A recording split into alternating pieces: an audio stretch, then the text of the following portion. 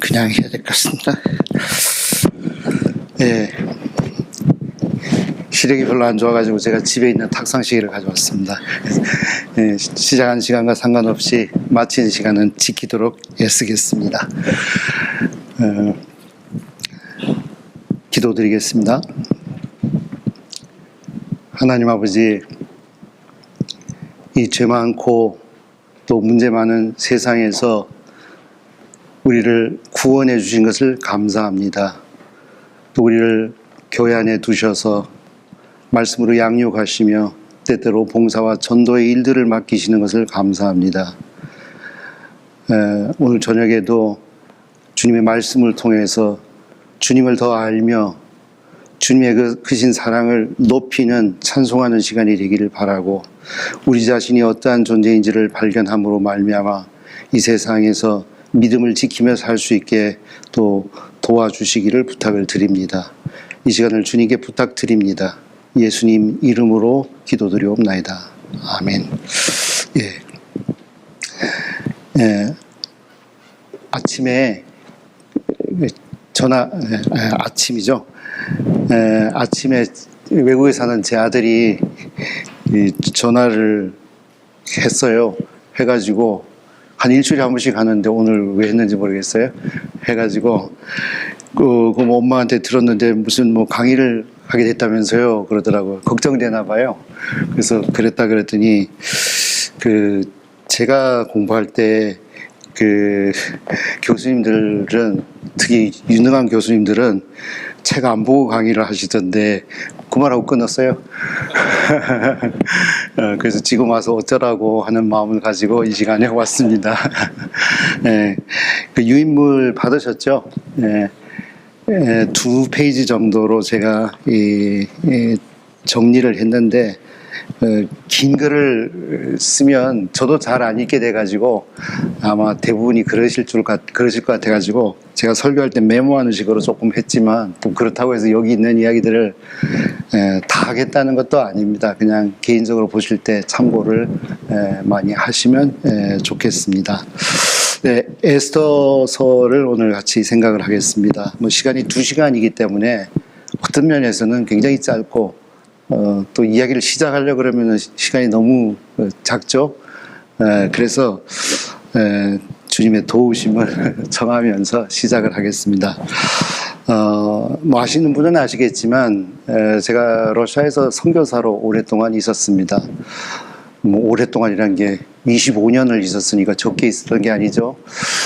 제가 모스크바에서 한 7년 정도 있다가 이제 상페테르부르크로 이제 갔었는데, 일요일 날 아는 사람이 별로 없어서 가족들끼리만 모이기가 그래가지고, 그래서 근처에 현지인들, 러시아 사람들 모이는 침례교회를 갔었습니다. 어쨌든 거기 가서 인사를 나누고 해가지고 몇 번 설교를 한 적이 있었는데요. 꽤 큰 교회예요. 재적이 한 4,000명쯤 되고 한 2,000명 정도씩 모이는 교회인데, 매주일 하여튼 몇 달을 설교를 한 것 같아요. 그때 이제 어떤 미국인 선교사 한 분이 저에게 자기가 이 유태인 선교를 위해서 러시아에 와 있는데 자기 교회에 와보지 않겠냐고 초청을 했어요. 또 토요일 날 유대인들 식으로 모이니까 아마 딴 일에 지장이 별로 없을 것 같아가지고 한번 갔었는데, 그날이 마침 이 불임절 행사였어요. 오늘 이 에스더서의 사실은 주된 내용이죠. 에스더서를 왜 쓰셨나 하고 그냥 표면적인 이유로 보면은 불임절이 어떻게 생겼는지, 그래서 왜 이 날을 기념해야 되는지를 이제 설명을 하고 있습니다. 기념한다는 것은 굉장히 의미가 있는 사건들이나 인물들에 대한 이야기잖아요. 그렇죠? 1년에 한 번씩 우리가 갖는 생일이라든지, 개인적으로, 국경일 같은 건 또 그쵸? 국가에서도 이 날은 꼭 기억해야 돼. 또 민족적으로도 또 명절들이 있습니다. 근데 성경에도 몇몇 가지 어떤 기념해야 될 날들이 있는데, 대표적으로 6월절 같은 날이겠죠. 이 성경의 모세 오경에는 기록되지 않았지만, 특별히 나오는, 그래서 유대인들이 지금도 21세기에도 유대인들끼리는 지키는 명절이 이 부림절이라는 건데, 이것은 모세 오경에 기록되진 않았지만 유대인들에게는 굉장히 중요하죠. 그래서 히틀러가 20세기에 등장해가지고 유대인들을 많이 학살할 때 유대인들이 굉장히 많이 이 에스더를 읽으면서 20세기에도 이런 기적을, 저 하만과 같은 히틀러를 없애주세요 하는 기도를 많이 했었다고 그럽니다. 그때 유대인 교회 갔을 때 제가 참 인상 깊었던 게, 이제 목소리 좋은 어떤 형제 한 명이 앞에 나가가지고 에스더서를 1장부터 끝장까지 천천히 읽었습니다. 낭송을 했습니다. 낭독을 했는데 하만이라는 단어가 나올 때마다 다들 그 악기를 하나씩 준비해 왔더라고요. 타 악기요. 막 두드리고 막 그냥 소리 나쁘게 내는 이런 악기들 있죠. 이런 것들을 가져와 가지고 하만이라는 이야기가 나올 때마다 발을 굴고 우 하고 막 농성하면서 막 그 악기를 가지고 아주 반항하는, 아주 기분 나쁘게 하는 이런 소리를 냈어요.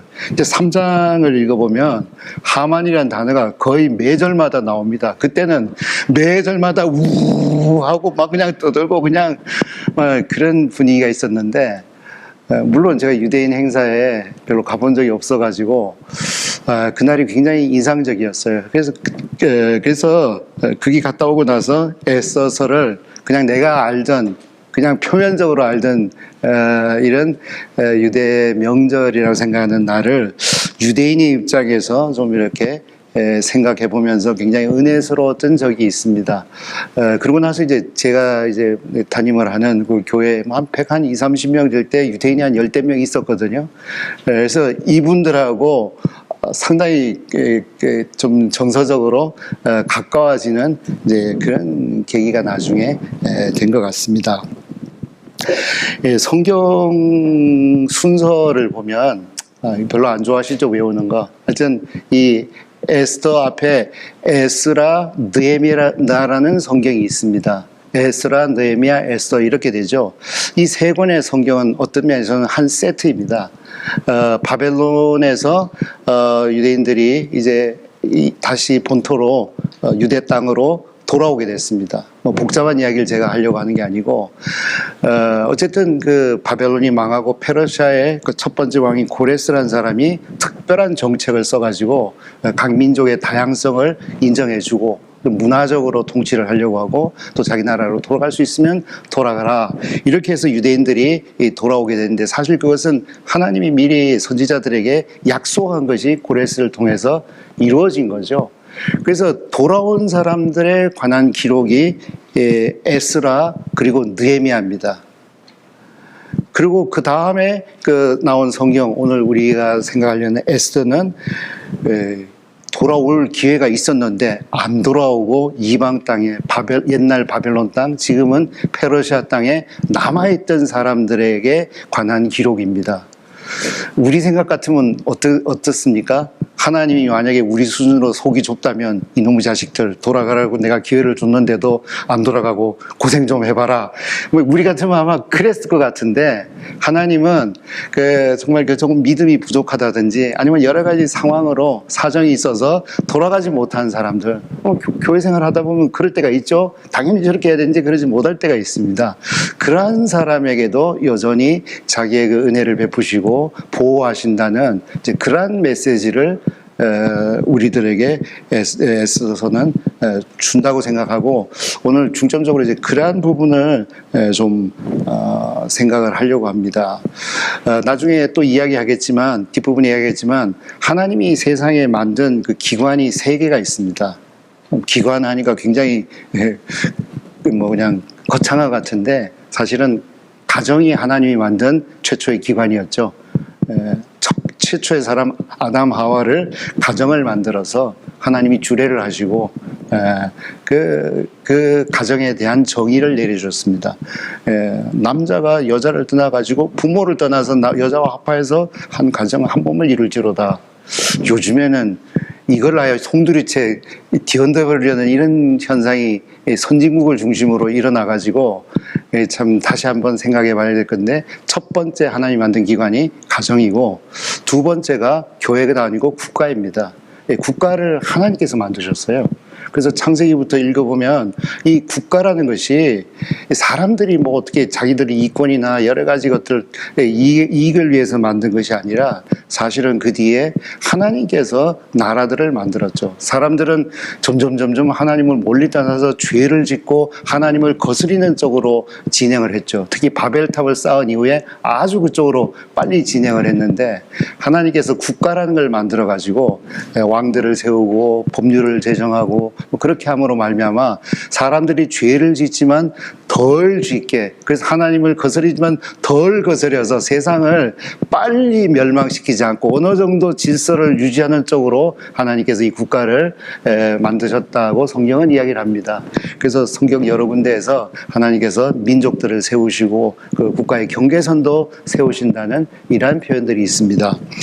세 번째, 신약 성경에 와서 하나님께서 교회를 설립하셨습니다. 이 교회는 그래서 구원받은 사람이라면 국가의 국민이기도 하지만 교회의 또 일원이 되잖아요. 지체가 됩니다. 그래서 우리는 두 군데에 속해 있는데 지금 이야기한 대로 보면 에스라, 느헤미야 성경은 세상 가운데 있는 교회가 어떤 일을 만날 수 있는지 또 어떻게 믿음으로 처리를 했는지 그러한 부분을 우리들에게 이야기를 한다면 에스라는 우리가 국가에 속해 있죠. 내가 구원받았기 때문에 나는 이제 국민 아니야 이러면 안 되잖아요. 우리는 구원받아서 하나님의 자녀이지만 동시에 국민입니다. 또 어떤 지역사회의 일원이고 또 가족의 일원이기도 합니다.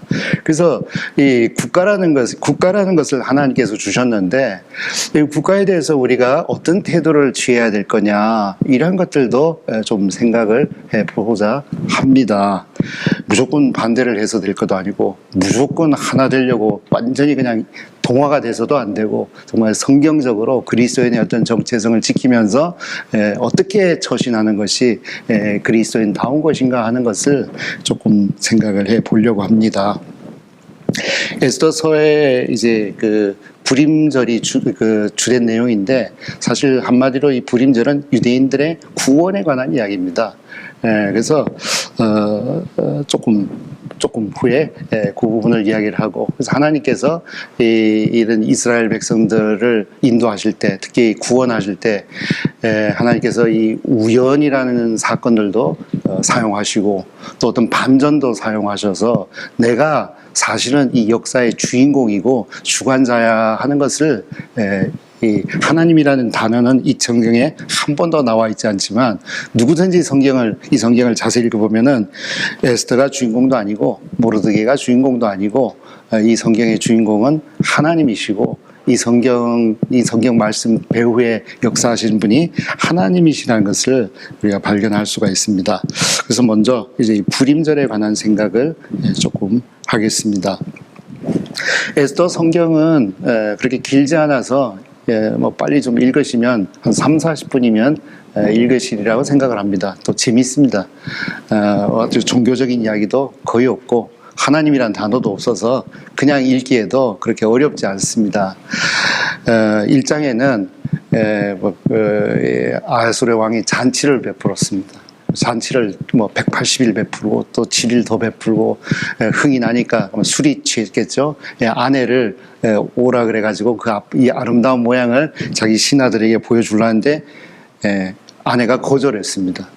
어떤 사람은 에스더서를 읽으면서 이 에스더가 최초의 페미니스트가 아닐까 이런 엉뚱한 생각을 하는데 하나님께서 그 이야기 하시려고 지금 와스티 같은 왕비를 남편이 오라 그런다고 가냐? 나도 내가 가고 싶을 때 가는 거지.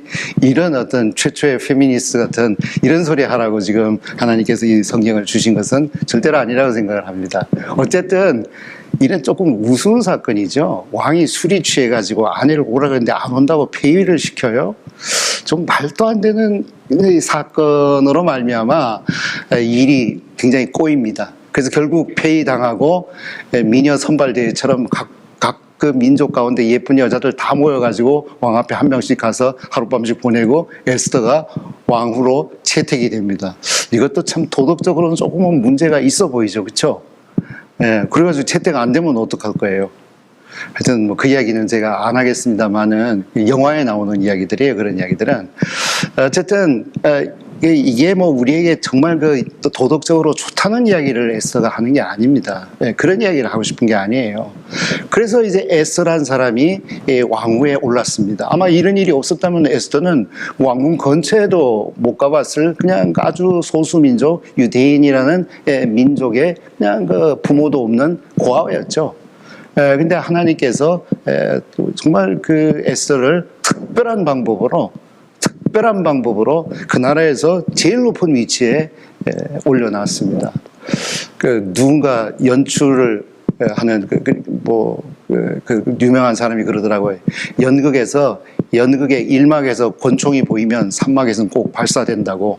항상 이제 이 소품이 뭔가 등장하면은 뒤에 가면은 나올 거니까 잘 봐야 되는데, 에스더가 왕위에 올라오고 나서 이야기가 끝나는 것처럼 보이지만 그 뒤에 이제 하만이라는 사람이 그 나라의 제일 높은 사람으로 등극을 합니다. 왕 다음에 높은 위치에 총리가 된 거죠.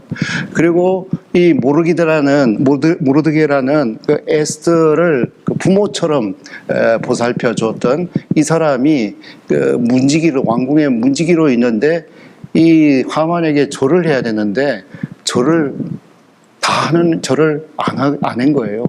그걸 또 하만이 보고는 누구야? 유대인인데요. 그러니까 저놈 죽이는 것이 자꾸 유대인 전체를 없애버려야지.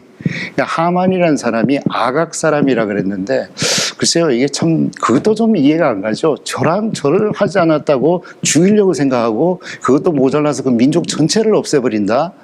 정말 이런 것도 참 일반적으로 일어나지 않는 참 특별한 사건입니다.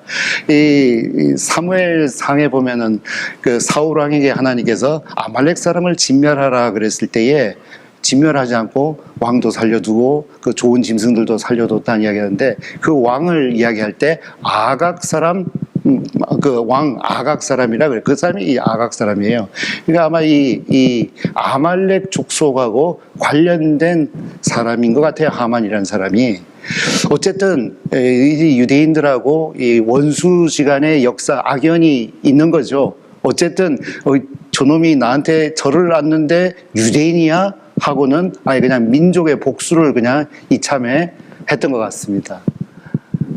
그래서 유대인들은 이제 위기에 닥친 거예요. 이 하만이 아주 잔꾀를 부려가지고 왕을 찾아가가지고 우리나라에 굉장히 많은 민족들이 있는데, 제가 자세히 살펴보니까 한 민족은 전혀 쓸모가 없습니다. 없애버리는 것이 훨씬 더 좋을 것 같으니까 이렇게 하셔야 됩니다.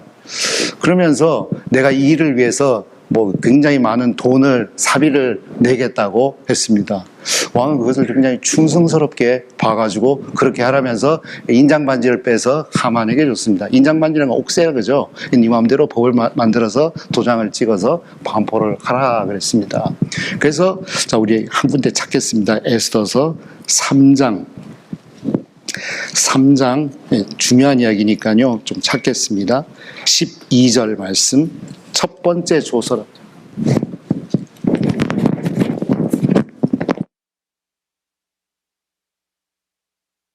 네, 감사합니다. 첫 번째 조서라고 제가 기록을 해놨는데요. 이 에스더에는 두 번의 조서란 말이 좀 안 좋죠. 첫 번째 법, 그 다음에 두 번째 법이라고 생각하시면 되겠습니다. 3장 12절, 정월 13일에 왕의 서기관이 소집되어 하만의 명을 따라 왕의 대신과 각도 방백과 각 민족의 관원에게 아수르 왕의 이름으로 조서를 쓰되, 곧 각도의 이름 문자와 각 민족의 방언대로 쓰고 왕의 반지로 인치니라. 이에 그 조서를 옆조력에 붙여 왕의 각도에 보내니 12월 곧 아달을 13일 하루 동안에 모든 유다인을 노소나 어린아이나 부녀를 물어나고 죽이고 도륙하고 진멸하고 또 그 재산을 탈취하라 하였고, 이 명령을 각도에 전하기 위하여 조서의 초본을 모든 민족에게 선포하여 그날을 위하여 준비하게 하라 하였더라. 예, 짧게 제가 읽었습니다마는 아주 나쁜 법을 하나 통과를 시킨 겁니다. 그래서 이 초본이라는 것이 한자어라서 굉장히 어렵지만 요즘 말로 하면 카피입니다.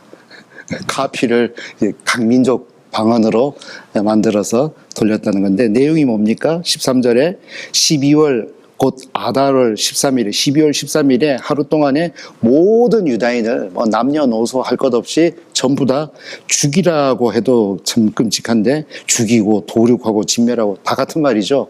끔찍하게 죽이라는 말을 똑같은 말을 3번을 반복을 했습니다. 유다인이면 무조건 죽여라 이렇게 했습니다. 유대인들 역사에는 이런 역사가 여러 번 반복이 됐죠.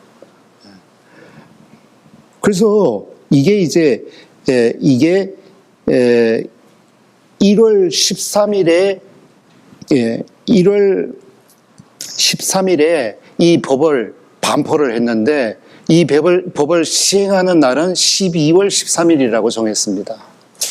뭐 대강 말하면 11개월 후에 모든 유대인들은 다 죽어야 되는 법입니다. 만약에 여러분들이 그 페르시아에 그 당시에 유대인으로 살았다면 이 법은 어떤 의미를 가질까요? 그냥 학교 멀쩡히 다니는데, 그냥 직장 멀쩡히 다니는데, 그리고 이제 얼마 전에 결혼해가지고 막 그냥 집도 꾸미고 아이들 키우고 하는데 정말 어렵게 살림을 이루어가지고 그래도 나름대로 평안하게 잘 사는데 이 모든 것과 상관없이 12월 13일이 되면은 유대인이면 무조건 죽어야 된다. 말도 안 되는 법이죠. 이것은 사형선고입니다. 죄목은 뭡니까? 넌 유대인이기 때문에. 우리 복음하고 비슷한 거예요. 우리는 아담의 후손으로 태어나서 죄성을 가지고 태어나가지고 죄를 안 짓는 게 사실은 어렵죠. 죄성이 있기 때문에 기회가 주어질 때마다 죄가 밖으로 나오는데 하나님은 우리들에게 죄의 삭은 사망이라고 법을 정해 놓으셨고 정말 그 죄인들이 어떠한 형벌을 받아야 될지를 미리 정해 놓으셨습니다. 우리가 가진 이 성경이 신구약 성경인데 구약 성경이 전체의 4분의 3입니다. 신약은 4분의 1이죠. 구약 성경이 왜 이렇게 두껍습니까? 구약 성경을 저는 한마디로 이렇게 요약합니다. 너희들에게는 구세주가 필요해. 구약 성경을 한마디로 표현하면 너희들에게는 구세주가 필요해. 뭐 여러 가지 이야기 설명을 할 수 있겠죠. 네, 넌 죄인이니까부터 시작해가지고 많은 이야기를 할 수 있습니다. 신약은요. 그 구세주께서 오셔서 우리를 구원하는 일을 이루셨단다. 이렇게 한마디로 줄일 수 있겠죠. 사실 구약이 신약보다 3배나 분량이 많은 것은 너는 구원이 필요한 하나님의 심판 아래에 있는 사람이 하는 것을 깨닫는 것이 복음을 듣는 것, 그 좋은 소식을 듣는 것보다 굉장히 어렵기 때문에 앞에 부분이 분량이 3배나 더 많은 거예요. 우리는 너무 쉽게 구약을 생각하지만 아담이 범죄한 그날 예수님이 오시지 않았어요. 그러실 수도 있으셨는데, 그렇죠? 왜 모세에게 십계명 비롯한 율법을 주시고 1500년 동안 구세주를 후에 보냈습니까? 바로 보내시지. 하나님께서는 우리들이 내게 정말 구원이 필요하다는 것을 알고 마음으로 준비하는 기간을 충분하게 사실은 주신 거예요. 구약이 그렇습니다. 그래서 지금 11개월이 유대인들에게는 그러한 기간입니다. 이 11개월은 이게 사는 겁니까? 죽음을 기다리는 겁니까? 두 번째겠죠. 내가 이제 좀 돈을 모아가지고 요걸 할래요. 나 앞으로 이렇게 할래요. 이런 계획이 이 법이 없을 때는 굉장히 소원이었는데, 요즘 말로 버킷리스트가 있었을 텐데, 이 법이 반포된 이후에는 아무런 소망이 없어진 거예요. 옆에 사는 별로 좋지 않은 유대인들을 별로 좋지 않게 생각하는 사람들은 농담처럼 이야기하겠죠. 야, 네가 타는 자동차 그거 좋다. 어차피 죽을 거잖아. 미리 나한테 줘. 이런 사람도 있겠죠. 그렇죠? 정말 그 마음으로도 매일매일 죽이는 사람들이 이 11달 동안 주위에 들끓겠죠. 그래서 사형 집행일은 12월 13일 11달 이후지만 이 법이 공포된 이후에는 유대인들은 사는 게 아닙니다. 그냥 죽음을 기다리는 겁니다. 지금 하나님이 보실 때 영적으로 하나님의 백성이 아닌 사람들이 이러한 상황에 있다는 걸 유대인들의 역사를 통해서 보여주시는 거죠. 그래서 유대인들이 특히 이제 이 에스더를 중심으로 해서 그 모르드게나 에스더가 기도하고 뭐 하여튼 하나님의 도우심으로 이 하만이라는 사람이 내려앉고 그 자리에 이 모르드게가 올라가는 그런 역사적으로 반전하는 이야기가 에스더에 있습니다. 제가 다 설명을 드리지 않겠지만 잘 모르신 분들 읽어보십시오. 되게 재밌습니다. 추천합니다. 그래서 그 모르드게가 그 하만의 자리에 올라간 거예요. 그리고 하만이 죽었죠. 하만이 죽고 이제 모르드게가 그 자리에 올라가서 이 왕이 쓴 법령은, 그래서 조서를 찍어 놓은 그 법령은 함부로 없앨 수 없는 거예요. 하만이 없다고 해서 그 법이 없어지는 게 아니기 때문에 에스더가 다시 왕에게 간청을 했습니다. 왕이시여, 나와 내 민족의 목숨을 돌려보내 주십시오. 아직도 그 법이 그대로 있습니다 해서 그 법을 없앨 수 없으니까 새로운 법을, 그 첫 번째 법을 뒤집을 수 있는 법을 하나 모르드게를 통해서 다시 반포를 합니다. 자, 뒷부분 두 번째 조서 에스더서 8장을 읽겠습니다. 8장 9절 말씀. 8장 9절. 그때 시완을 곧 3월 23일에 왕의 서기관이 소집되고 모르드게 시키는 대로 조서를 써서 인도로부터 구스까지 의해 127도 유다인과 대신과 방백과 관원에게 전할세. 각 도의 문자와 각 민족의 방언과 유다인의 문자와 방언대로 쓰되 아하수에로 왕의 명대로 쓰고 왕의 반지로 인을 치고 그 조서를 옆졸들에게 붙여 전하게 하니 저희는 왕국에서 길러서 왕의 일에 쓰는 준말을 타는 자들이라. 조서에는 왕이 여러 고을에 있는 유다인들에게 허락하여 저희로 함께 모여 스스로 생명을 보호하여 각도의 백성 중 세력을 가지고 저희를 치하는 자와 그 처자를 죽이고 도륙하고 진멸하고 재산을 탈취하게 하되 아하수에로의 각 도에서 아달을 곧 12월 13일 하루 동안에 하게 하였고 이 조서 초본을 각 도에 전하고 각 민족에게 반포하고 유다인으로 예비하였다가 그날의 대적에게 원수를 갚게 한지라. 예, 두 번째 조서를 발표를 했고 내용까지 있습니다. 그러니까 원래 그 하만이 유대인들을 싫어하는 사람들을 통해서 유대인들에게 하려고 하는 일들을 도리어 유대인들이 자기들에게 해를 끼치려고 하는 사람들에게 하는 그런 이제 법을, 두 번째 법을 만들었습니다. 그날이 몇 월 며칠이라고요? 날짜를 그래서 좀 보셔야 됩니다. 3월 23일. 계산을 해보면 뭐 2월 달이 28일까지 있고 이런 복잡한 거 하지 말고 대충 하면은 약 70일 후에 첫 번째 조서가 공포되고 나서 70일 동안 유대인들은 거의 죽었어요. 그러다가 이 두 번째 조서가 공포되면서 유대인들은 다 부활한 거예요. 다 살아난 거예요. 구원받은 거예요. 그리고 유대인들을 죽이려고 하는 사람들이 유대인의 입장에 들어간 거죠. 그래서 그날부터 12월 13일까지는 유대인들에게 해코지 하려는 사람들이 발발 떨면서 살다가 죽었죠. 그래서 제일 마지막에 불임절 이야기 좀 읽겠습니다. 9장 20절. 9장 20절 읽겠습니다. 모르드게가 이 일을 기록하고 아하수에로의 각 도에 있는 모든 유다인들에게 물은 은근하고 그를 보내 이르기를 한 규례를 세워 해마다 아달을 14일과 15일을 지키라. 22절 이날에 유다인이 대적에게서 벗어나서 평안함을 얻어 슬픔이 변하여 기쁨이 되고 애통이 변하여 길한 날이 되었으니 이 두 날을 지켜 잔치를 베풀고 즐기며 서로 예물을 주며 가난한 자를 구제하라 하며 이렇게 했습니다. 그래서 이제 이게 이제 복음이 우리들에게 하는 일을 이 유대인들에게 하나님께서 미리 그림으로 주신 거예요. 슬픔이 기쁨이 되고 애통이 길한 날이 되고 그렇죠. 그래서 이제 25절에 보세요.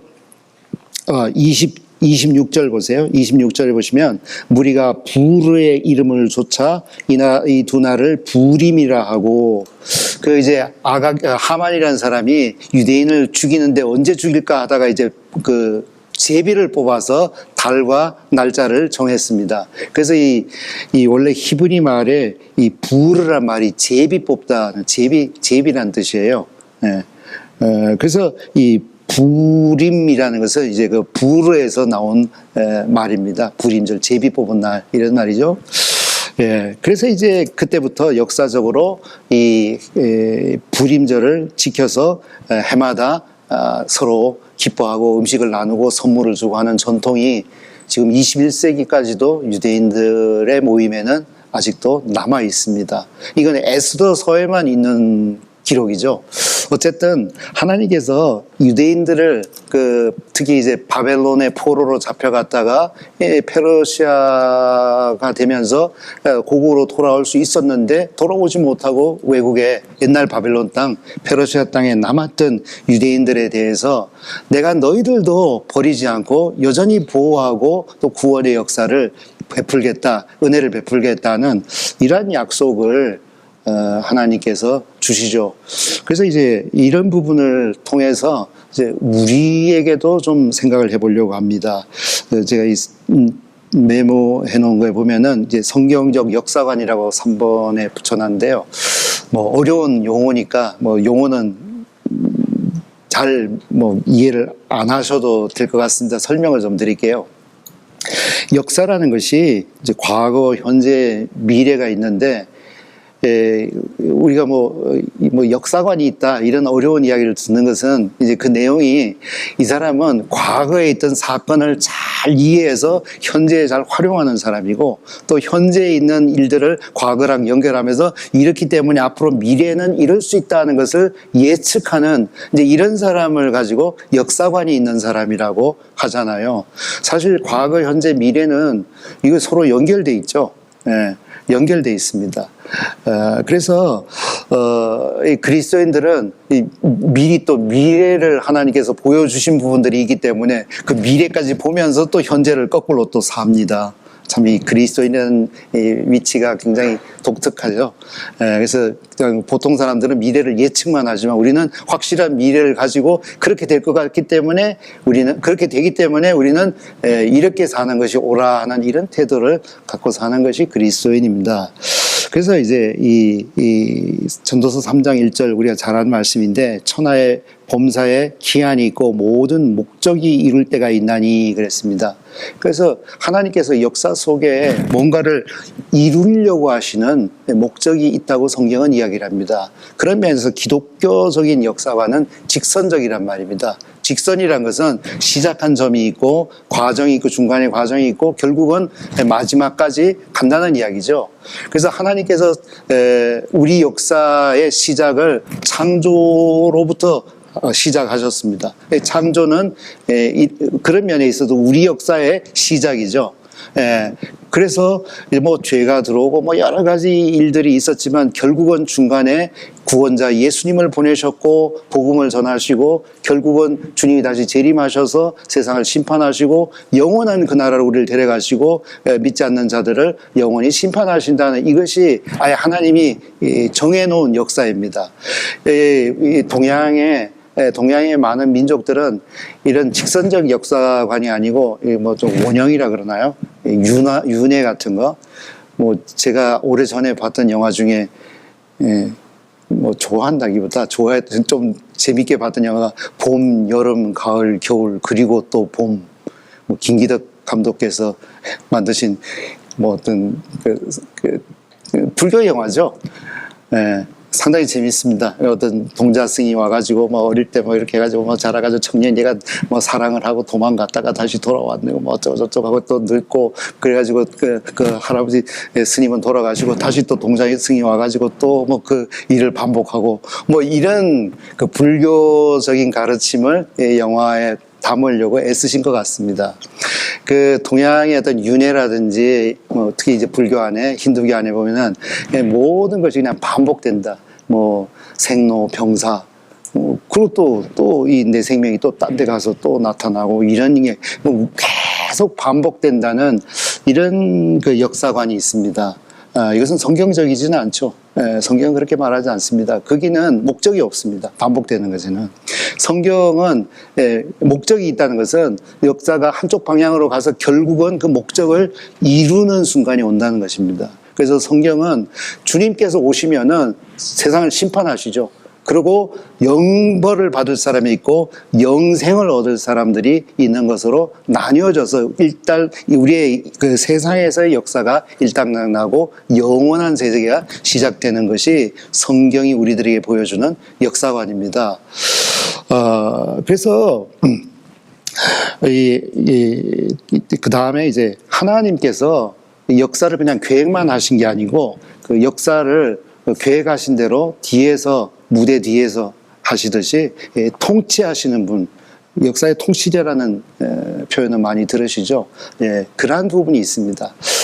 우리가 에스더서라든지 그 앞에 에스라나 느헤미야 같은 성경을 보면 왜 이 사람들이 이렇게 했을까? 제가 앞에서 다 이야기 드리지 않았지만 사실 그 어떤 그 성경 순서는 에스라, 느헤미야, 에스더 이렇게 나오지만 실제로 그 역사 순으로 하면은 성경의 그 열왕기하 제일 마지막에 유다 나라가 망해서 그 바벨론으로 포로로 끌려가는 장면이 나오죠. 그게 열왕기하가 사실은 제일 앞에 있어야 되고 이 부분에 있어서 그렇죠. 그 다음에 뭐 바벨론에서 어떻게 살았다는 이야기는 별로 없고 바벨론에서 돌아오는 이야기가 그 에스라 첫 번째 나오는 겁니다. 그죠? 우리가 아는 정말 그 페르시아의 초대왕 고레스가 특별한 은혜를 베풀어서 유대인들이 돌아옵니다. 근데 그 중간에 다니엘서가 사실은 있어요. 다니엘은 그 열왕기하 제일 마지막에 그 느부갓네살 왕이 쳐들어와 가지고 성전을 불지르고 기구를 뺏어가고 사람들을 포로로 잡아갈 때 첫 번째로 왕족으로 그 바벨론에 잡혀갔던 사람입니다. BC 605년이라 그러죠. 첫 번째 침공 때라 그러죠. 그래서 바벨론으로 갔던 다니엘은 사실은 유대인인데 또 하나님을 믿는 신앙을 가진 사람인데 바벨론 땅에 가가지고 그 이방 신들 사이에서 이상한 그 문화 속에서 있을 때에 어떻게 살아야 됩니까? 우리가 이제 그리스도인으로서 세상에서 어떻게 살아야 되죠? 하는 그 질문하고 사실은 상당히 비슷합니다. 아마 더 황당했겠지만 그렇죠? 그런 예가 없었기 때문에. 그러나 다니엘이 그 나라에서 굉장히 잘 살았습니다. 잘 살지 않았다면 높은 위치에 올라갈 수도 없었고 그렇게 장수하면서 총리의 자리를 지낼 수도 없었겠죠. 다니엘은 왜 그렇게 했습니까? 그냥 매국적으로 자기 나라 잊어버리고 그 나라에 충성하는 완전히 그냥 양심이고 뭐 쓸개고 다 버리고 그냥 그 나라에 충성스러운 사람이 돼서 그런 겁니까? 성경은 그런 이야기를 하는 게 아니죠. 다니엘은 유대 나라에 있을 때도 하나님을 아는 사람이었겠죠. 바벨론에 갔었지만 그래서 위치가 달라지고 여러 가지가 달라졌지만 신앙만은 그대로였습니다. 뭐 통조림을 뭐 흙바닥에 놓는다고 속에 음식이 더러워지는 거 아닌 것처럼 그리스도인이 뭐 여기 가면 이렇게 행동하고 저기 가면 저렇게 행동하고 이건 그리스도인답지 못한 거죠. 우리가 그리스도인으로서 교회당에도 오지만 그리스도인으로서 가게도 가고 그리스도인으로서 직장도 가고 그리스도인으로서 남자들 같은 군대도 가고 그리스도인으로서 여행도 다니고 그리스도인이라는 이 신분 자체가 바뀌는 게 아니죠. 그 상황에 따라서 그리스도인답게 행동하는 것 뿐이지 그리스도인들이 그냥 카멜레온처럼 이렇게 저렇게 이렇게 모양을 변신시켜가지고 그런 건 아니란 말입니다. 그렇죠? 그래서 성경에서 말하는 세상 속의 그리스도인의 모양을 우리가 몇몇 유명한 인물들에게서 좀 생각해 볼 필요가 있는데 저는 첫 번째가 요셉이라고 생각합니다. 요셉도 형들 때문에 억지로 자기 땅에서 팔려가가지고 애국의 종이 됐습니다. 말도 못하고 뭐 이상한 땅에 갔을 때 보통 사람 같으면 어떻게 했습니까? 원한이 부글부글 속에서 끓어가지고 그냥 누구든지 내 앞에 처음 나타나면 죽여버릴 거야 이런 식으로 그냥 사람 보면 네 눈 왜 그래? 뭐 이런 어떤 모양을 가졌다면 보디바라는 사람 집에서 그 제일 높은 사람 그 집의 집사가 될 수가 없었겠죠. 그럴 수가 없었을 겁니다. 그는 억울하게 감옥에 갔지만 거기서도 자기 할 일을 하면서 여러 사람들에게 사랑을 받았다고 했습니다. 그래서 하나님의 은혜로 그가 그 바로왕의 꿈을 해몽하고 구원의 길을 베푸는 그러한 사람이 됐고, 결국은 형님들을 용서를 했습니다. 그래서 형님들이 왔을 때 형님들은 요셉인 줄 알고 벌벌벌 떨었지만, 형님들이 그렇게 한 게 아니에요. 하나님이 여러분들을 구원하시려고 나를 미리 이곳에 보내려고 형님들을 그냥 사용하신 거예요. 형님들이 그런 게 아니에요. 하나님이 나를 여기 보내신 거예요. 이렇게 위로를 했죠. 하나님이 그렇게 했다는 걸 알았습니다. 다니엘은 그럼 왜 그렇게 살았습니까? 하나님 왜 우리를 안 지켜주셔? 왜 우리 기도대로 안 해주셔? 이렇게 원망 가운데 살았던 게 아니고, 다니엘이 안 것은, 우리 민족이 다니엘의 그 바벨론의 포로가 된 것은 하나님의 말씀대로 된 거야. 하나님께서 오래전부터, 특히 신명기 28장 같은 데는 너희들이 하나님의 말씀에 불순종하면은 뭐 외국 사람들, 외국 군대 때 뭐 포로가 되고 뭐 쫓겨나고 뭐 이런 아주 나쁜 저주가 임할 거라는데, 우리가 하고 나서 사실 우리가 해도 너무 했죠. 그래서 우리가 마땅히 당할 일을 지금 당하고 있는 겁니다 하고, 그 바벨론이 나빠서 그렇게 하기보다 하나님이 약속하는 것을 바벨론을 통해서 이루고 계신다는 것을 다니엘이 안 거예요. 다시 말하면 막 원한에 차가지고 내가 독립운동을 해야 되겠다든지, 뭐 왕 근처에 가면 내가 신분을 쏘기했다가 죽여버려야 됐다든지 뭐 이런 생각을 한 게 아니죠. 그럼 농계죠. 그런 게 아니고, 이 다니엘은 하나님이 세상을 통치하시는데 때때로 은혜를 베풀어서 구원하실 때도 있지만, 때때로 죄에 대해서 심판을 하시면은 이렇게 벌을 받는 거예요. 그래서 우리가 지금 바벨론에 있는 것은 하나님이 지금 통치하는 그 하나님의 통치 가운데 있는 거야 하는 것을 알았기 때문에 그것을 순히 받아들일 수 있었던 거죠. 그게 이제 바른 역사관입니다. 하나님이 지금 이렇게 하고 계셔. 또 이 다니엘은 성경을 많이 읽으신 것 같아요. 그래서 다니엘서에 보면은 그 예레미야에 있는 이 성경을 자세히 읽으면서, 우리가 지금 이 나라에 벌써 오래 살았는데 얼마 있으면 우리가 여기 바벨론의 포로 생활에서 벗어나겠구나. 왜냐하면은 예레미야가 70년이 지나면 우리를 돌아간다고 벌써 하나님께서 말씀해 놓으셨구나. 말씀해 놨던 건 하나님이 그렇게 법을 정한 거예요. 하나님께서 세상을 통치하시는 방법은 그냥 기분 내키는 대로가 아닙니다. 내가 너 복 줄게, 내가 너 그냥 다 뺏을게, 이렇게 한다면은 폭군이죠. 그게 아니고 하나님은 일단 약속을 하십니다. 법을 정하십니다. 언약이라 그럴 수도 있고 계약이라 그럴 수 있죠. 그 법대로 하는 겁니다. 사실 세상에서 법치라는 것이 굉장히 중요하죠. 법대로 하는 거. 누구 예외 없이.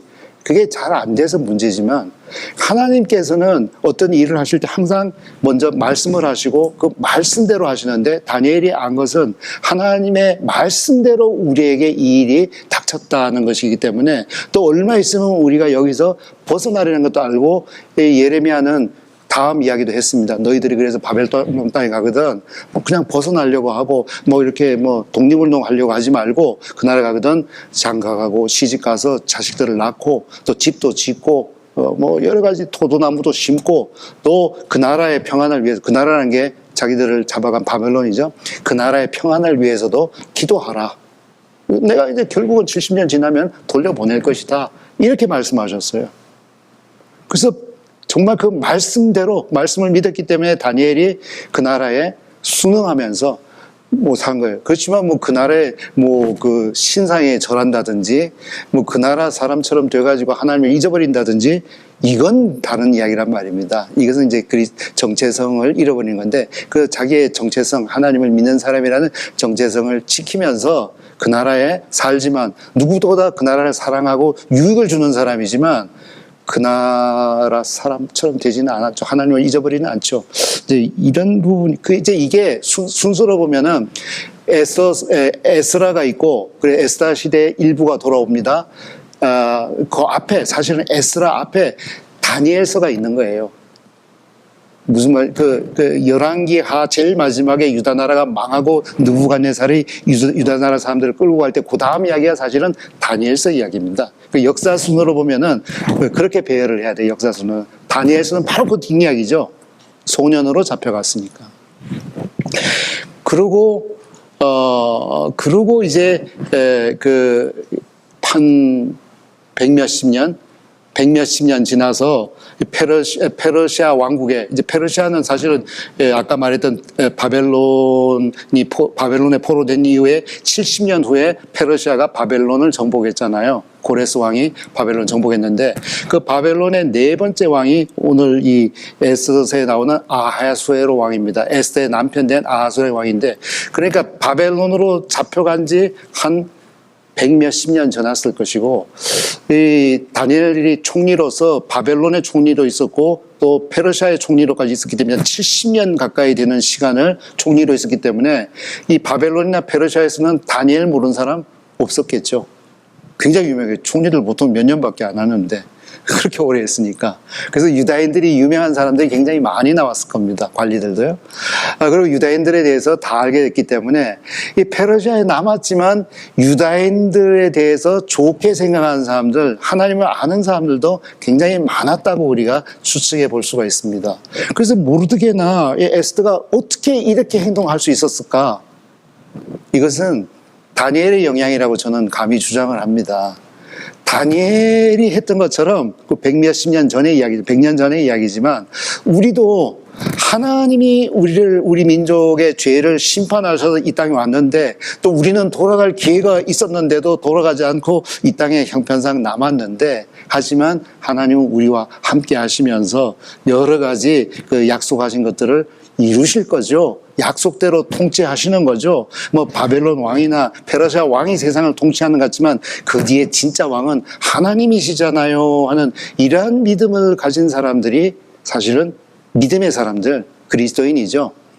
그래서 그러한 역사관을 갖는 것이 그리스도인다운 역사관을 갖는 것입니다. 세상의 대통령이나 왕이나 이런 사람들이 세상을 통치하는 것처럼, 그래서 세상이 막 돌아가는 것처럼 보이지만 사실은 그 뒤에 하나님께서 적당히 악하게 하시고 적당히 하시면서 조절하시면서 정말 그 심판날까지 세상을 어느 정도 질서를 유지하게 이렇게 하신다고 우리는 성경 안에서 알고 있습니다. 그래서 하나님이 세상의 통치자란, 세상 역사의 통치자란 것은 그분은 세상 만드신 세상을 뒤에서, 역사 뒤에서 조정하고 계십니다. 통치하고 계시는데 왕들을 세우기도 하고 낮추기도 하고, 나라들을 세우기도 하고 낮추기도 하고, 그 어떤 그 경계선, 국경도 하나님께서 정하신다고 성경은 이야기를 합니다.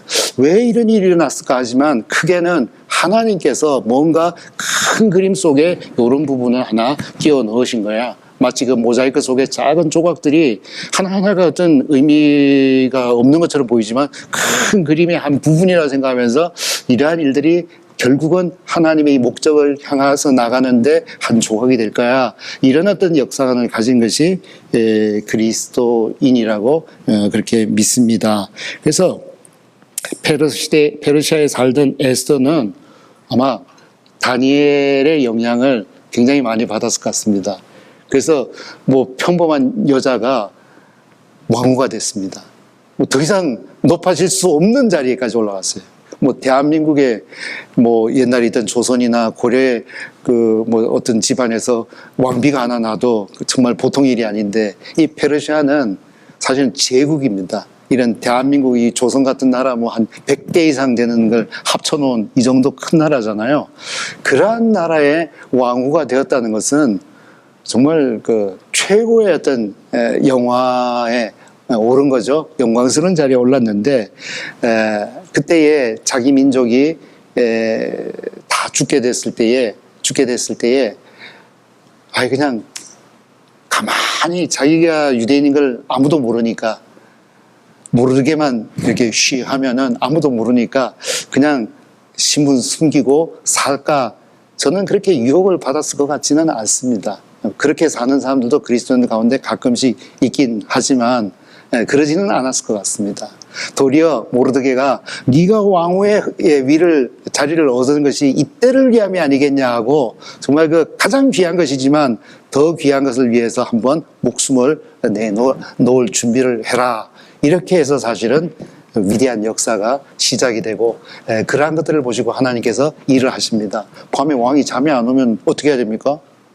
수면제 드시면 되는데 또 책을 읽으라 그래가지고 또 뭐 누가 날 죽을 뻔한 걸 살려줬냐고 상 줘야 되겠다 마음을 갖고, 이게 다 하나님께서 우연을 통해서 정말 그 섭리하시는 그러한 것들이 있습니다. 그래서 여기는 하나님이라는 단어가 없지만 하나님께서 이 모든 역사 뒤에서 하나님의 목적을 위해서, 약속을 이루기 위해서 이러한 일들을 하고 계신다는 것을 이 성경 속에서 많이 볼 수가 있습니다.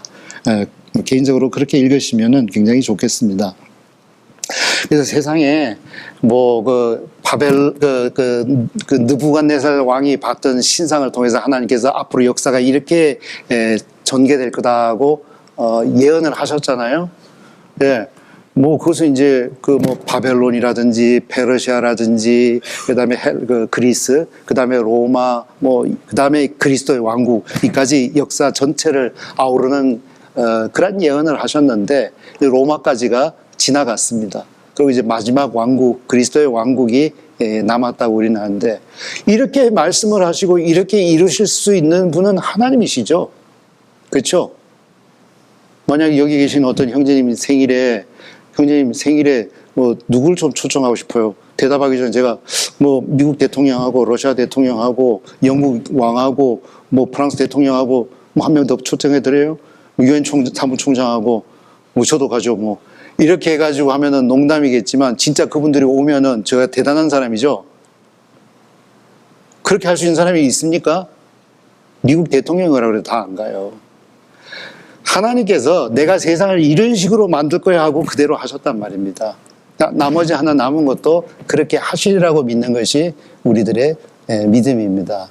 그래서 그 이후에 성경에 다 기록하진 않았지만 정말 그 인도에도 뭐 무굴 제국도 생기고 뭐 사라센 제국도 생기고 뭐 오트만 제국도 생기고 그 뒤에 뭐 에스파니아나 뭐 포르투갈이나 뭐 네덜란드나 영국, 프랑스 뭐 이런 나라들이 정말 그 근세까지 전 세계를 누렸지 않습니까?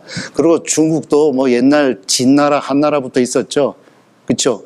뭐 그렇게 해가지고 지금까지도 뭐 이렇게 버티고 있고, 이런 것들이 왜 이런 나라들이 생겼다 없어지기도 하고 또 존속하기도 하냐 하지만, 사실은 하나님께서 이 모든 것들을 주관하신다고 성경은 이야기를 합니다. 우리나라도 물론 마찬가지고요. 우리나라는 이렇게 작은데 세계 역사를 조금 공부해 보면은 이런 조그만 나라가 없어질 경우가 많았거든요. 이런 조그만 민족이. 그렇죠? 없어진 민족들이 너무 많아요, 역사에. 근데 우리나라가 이렇게 뭐 5,000년 역사 그러면 좀 잘 안 믿어지지만 어쨌든 2,000년은 넘는 것 같은데, 꽤 긴 역사를 유지한 비결이 어디 있을까요? 물론 뭐 하나님이 섭리하신 거겠지만, 제가 외국에 오래 살면서 우리나라를 보니까 참 지하 자원이 하나도 없기 때문에 남들이 안 뺏었던 것 같아요. 만약에 여기 석유가 많고 금이 많고 가스가 많고 하면요, 벌써 뺏기고 대한민국 없어졌을 거예요. 그래서 우리는 감사해야 됩니다. 이게 이제 제 어떤 제 내가복음 1장에 나오는 이야기고요. 어쨌든 이 우리나라에 대한 것도 우리는 다 모르지만 이렇게 됐고, 어쨌든 제가 선교사로 가보니까 선교사들 제일 많이 보낸 나라가 미국이고 두 번째 나라가 대한민국이더라고요. 이 조그만 나라에서, 또 거의 뭐 불교 나라에서 참 이런 것도 하나님의 섭리 가운데 있지 않나 하는 생각을 하지 않을 수가 없었습니다. 이런 나라가 아니었잖아요. 그렇죠? 네. 자, 이제 세 번째 페이지로 가겠습니다. 세 번째 페이지로 가세요. 읽어보시면 다 알 수 있는 내용일 거라고 생각합니다. 뭐 이 중에 몇몇 가지를 좀 설명을 드리겠습니다. 하나님께서 제정하신 세 가지 기간이 있다고 앞서서 이야기 드렸는데요. 그 부분을 조금 생각을 하겠습니다. 가정은 제일 먼저 하나님께서 만드신 거죠. 지금 세상은 악해서 이걸 지금 파괴하는 일들을 뭐 진보, 뭐 선진국 이런 나라 중심으로 하고 있습니다. 참 우리 그리스도인들은 개탄을 해야 되고, 이런 것은 굉장히 잘 쳐다보면서 지켜야 될 부분입니다. 뭐 이런 것들, 뭐 LGBT 같은 거 이런 거 안 받아들이면 그냥 같이 못 논다 하고 쫓아내는 이런 분위기가 선진국일수록 더 강합니다. 그래서 우리는 이런 면에서 선진국 안 하면 좋겠어요. 특히 그리스도인들은 이런 부분에 있어서 많은 생각들을 하고, 이건 정말 하나님께서 만들어 놓은 것을 그냥 아예 그냥 기초 질서 자체를 어그러뜨리려는 이런 세상 분위기에 대해서 우리가 좀 맞서는 이런 것이 필요합니다.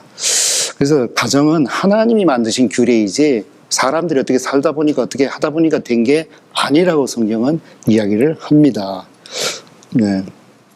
교회 이야기부터 먼저 하겠습니다. 순서로는 국가가 먼저지만 교회 이야기부터 하겠습니다. 짧기 때문에요.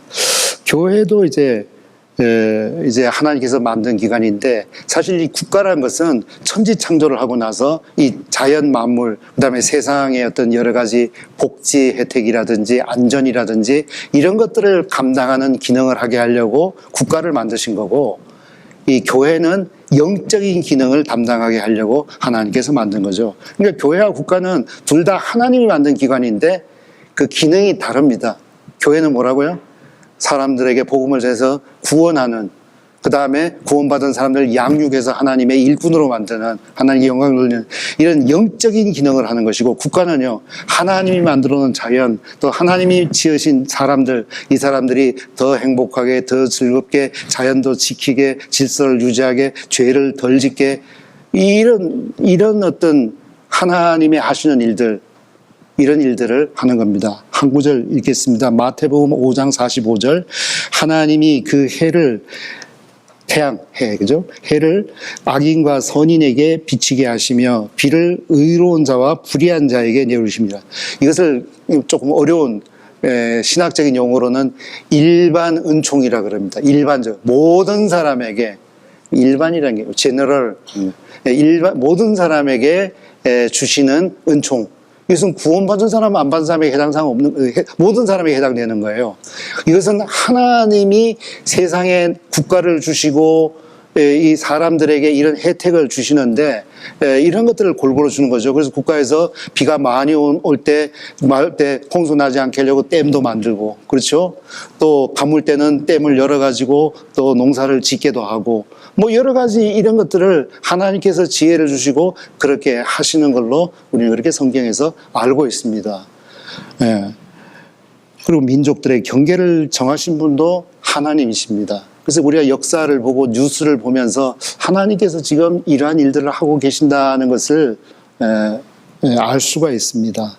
성경에는 여러 곳에서 국가와 권세자들을 세우는 분이 하나님이시기 때문에 그들을 공경해라는 이야기까지도 나옵니다. 우리가 이제 자칫 잘못하면은 이제 기독교 신앙을 오해해가지고 1세기에 했던 것처럼요. 1세기에는 모든 사람이 남자고 여자고 노예든 자유자든 다 하나님 앞에서는 평등하다고 했을 때에, 그때 그 교회 안에 형제 자매들의 대다수가 노예였다 그러거든요. 1세기의 그 기독교 지역에는. 이 사람들이 자기 주인들이 사실은 예수를 믿고 전도를 한 경우도 많았겠죠. 그때부터 이제 반항하고 이런 경우도 가끔씩 있었답니다. 도망치기도 하고. 근데 노예 제도가 좋다는 이야기를 성경은 절대로 하지 않습니다. 그것은 하나님의 그 법에 금지되는 것입니다. 하지만 세상에 그러한 악한 법이 있는데 그것을 망가뜨리려고 노예 해방운동을 하면서 폭동을 일으키라, 이렇게 또 하는 것이 하나님의 뜻은 아니었습니다. 점점 기독교 인구가 많아지면서 사람들의 어떤 수준이, 도덕적으로나 영적인 수준이 높아지면서 국회의원들이 나와가지고 그러한 법을 만들어가지고 세상이 천천히 바뀌어지는 것이 기독교적인 방법이지, 폭동을 일으켜서 전쟁을 해가지고 바꾸고, 이것은 이제 하나님의 방법은 아닌데 가끔씩 그럴 때가 있어요. 우리 가운데 그런 일이 없기를 바랍니다만은, 어떤 부인께서 구원을 받고 교회 자매가 됐습니다. 집에 와보니까 남편이 있는데 죄인이거든요. 난 죄인은 못 섬겨. 어떡할래? 이런 식으로 대화를 해서는 안 되겠지만 그런 태도로 하는 것이 성경적이지 않다는 겁니다. 아까도 말씀드렸지만 반복하자면 하나님께서 만드신 것이 가정이고 또 교회이고 국가인데, 정말 이러한 것들을 잘 지켜야 됩니다. 변화되기를 바라야 됩니다. 더 좋은 가정이 되고 더 좋은 국가가 되기를 우리가 힘써야 됩니다. 교회도 마찬가지고, 만약에 국가에서 뭐라 그럴 때 예수님께서는 이렇게 했습니다. 가이사의 것은 가이사에게, 하나님의 것은 하나님의. 내가 인정한다고, 내가 만든 나라야 하는 표현을 그렇게 하신 거예요. 그래서 국가에 세금 내는 것이 사실은 하나님을 섬기는 것의 일부란 말입니다. 국가의 의무를 다하는 것이 우리가 하나님을 섬기는 것의 일부란 것을 우리가 알아야 됩니다.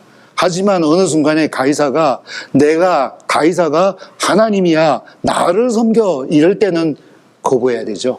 그것은 거부해야 됩니다. 마지막에 적그리스도가 이제 그렇게 할 겁니다.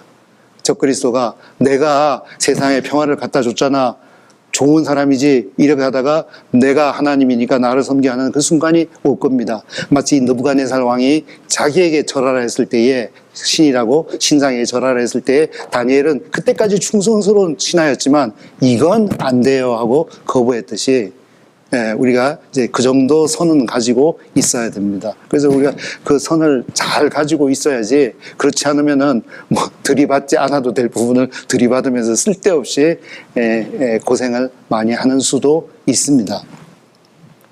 어쨌든 국가는 라본에 보면은 일반 원총, 하나님께서 모든 사람, 구원받은 사람, 안 받은 사람 상관없이 모든 사람에 베풀어 주신 은혜를 나누는, 잘 보존하는 이런 기능을 하고, 교회는요, 영적인 기능을 합니다. 이 둘이 충돌하는 것이 절대로 아닙니다. 역사적으로는 교회가 세상 국가를 다스려야 된다, 로마 캐톨릭적인 생각이죠. 그것은 성경적이지 않습니다. 그렇다고 해서 교회가 국가 아래에 있다, 국가가 교회를 다스린다, 그것도 성경적이지 않습니다. 국가와 교회는 정교 분리하듯이 분리되어 있는데 어느 정도 겹치는 부분이 있죠. 하지만 교회는 영적인 부분을 담당을 하고 국가는 외적인 부분을 담당을 합니다. 그래서 만약에 국가가 너 왜 마음에 그런 생각 품어, 이것은 벌써 국가가 오버하는 거예요. 국가는 이 영적인 것까지 간섭할 권한이 없어서 범죄를 했을 때 처벌을 해야 되지, 그냥 나쁜 생각 한다고 너 뭐 수양에 안 가려고 딴짓 하려고 하네, 이러고 국가가 데려가고 이러면 그 국가는 망할 국가죠. 대적해야 될 국가가 된단 말입니다. 그래서 이제 그걸 잘 알아야 돼요. 국가는 국가의 일을 해야 되고, 교회는 교회 일을 하면서 둘 다 하나님을 섬깁니다. 특히 국가에 있는 믿지 않는 사람들은 결국은 교회의 일원이 되어야 될 사람으로 생각하면서 우리가 처신을 더 잘해야 되죠. 다섯 번째, 이제 하나님의 섭리라는 것이 에서서에는 굉장히 많이 나옵니다. 섭리란 말을 교회 아니면 거의 안 쓰는 말이죠. 또 이 설명을 하는 것이 굉장히 어렵습니다. 설명을 한다기보다 전반적으로 생각을 하시면 좋겠습니다. 하나님께서 세상 역사의 통치자라는 이야기를 이제까지 하고 있습니다. 지금도 계속 할 텐데요. 하나님께서 세상 역사의 통치자라는 것은 어떤 계획을 하시고 그 계획대로 이루시기 위해서 여러 가지 것들을 직접적으로 간접적으로 개입을 하시고 결국은 그 목적을 이루시겠죠. 그래야 통치자잖아요. 내가 하려고 했는데 안 되더라고요, 이러면은 하나님 아니시죠. 하나님은 반드시 계획한 일들을 이루시는 분이세요. 그 일들을 위해서 멀리서 계획하시고 여러 가지 일들을 조정하는 그러한 것들을 통틀어서 섭리라고 말을 합니다. 사실 우리가 구원받은 것도 개인적으로는 하나님의 섭리가 역사한 거죠. 어느 집에 이사를 갔는데 그 옆집에 사는 사람이 그리스도인이었다, 뭐 이런 거라든지, 그렇죠? 하여튼 직장에서 이제 어디 연수원에 갔는데 연수원에 같이 교육받으러 온 사람이 성경을 읽길래 이야기했는데 보니까 그리스도인이었다. 그래서 내가 예수를 믿게 됐다. 군대를 갔던데 그렇고, 외국 여행 가서 짐을 잃어버렸는데 그 경찰서에 갔더니 그 경찰관이 성경을 이야기를 해가지고 이러면서 여러 가지 방법으로 우리가 구원받은 것도, 그 방법은 다양하지만 하나님의 섭리가 여러 가지, 어디까지인지 우리가 규정하기 어렵습니다. 여행 가려고 계획한 것도 하나님이 계획했나?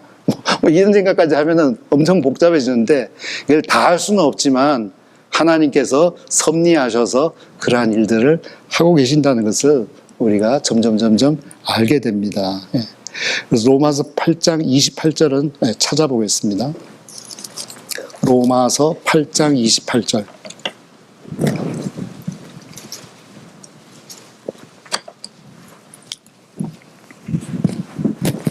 제 성경에는 신약성경 250페이지입니다.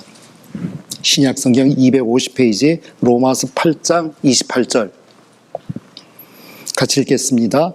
우리가 알거니와 하나님을 사랑하는 자 곧 그 뜻대로 부르심을 입은 자들에게는 모든 것이 합력하여 선을 이루느니라.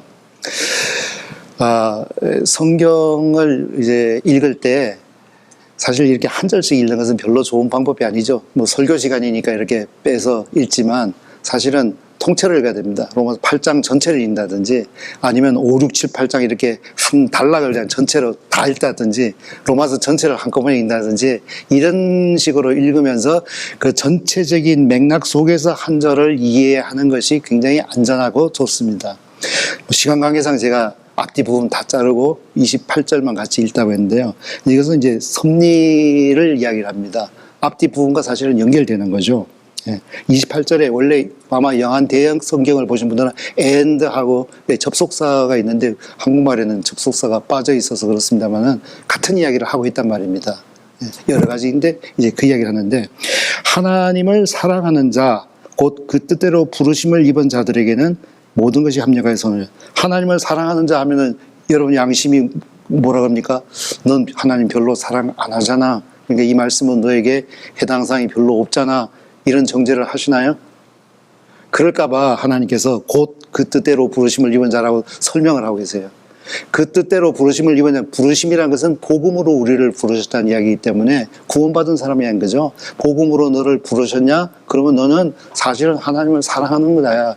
네가 누군지 몰라서 마귀에게 속아가지고 하나님을 사랑 안 하는 것처럼 느낄지 몰라도 너는 하나님의 사랑을 받은 사람이고 하나님을 사랑하는 사람이야 하는 것을 전제로 하는 겁니다.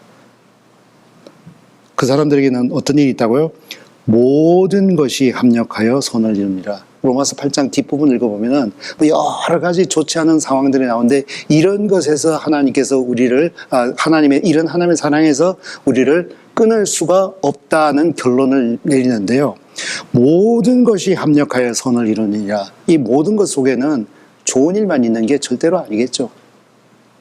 오늘 뭐 에스라, 느헤미야, 에스더 이야기를 좀 했지만 이 속에는 아주 좋지 않은 사건들이 굉장히 많이 나오는데 이 조각조각들은 보면 다 좋지 않은 일들인데 이 모든 것들이 결국은 합력해서 구원이라는 이스라엘 민족의 구원이라는 것을 이루어내고 소망을 주고 하나님의 큰 역사의 한 조각을 이루게 된단 말입니다.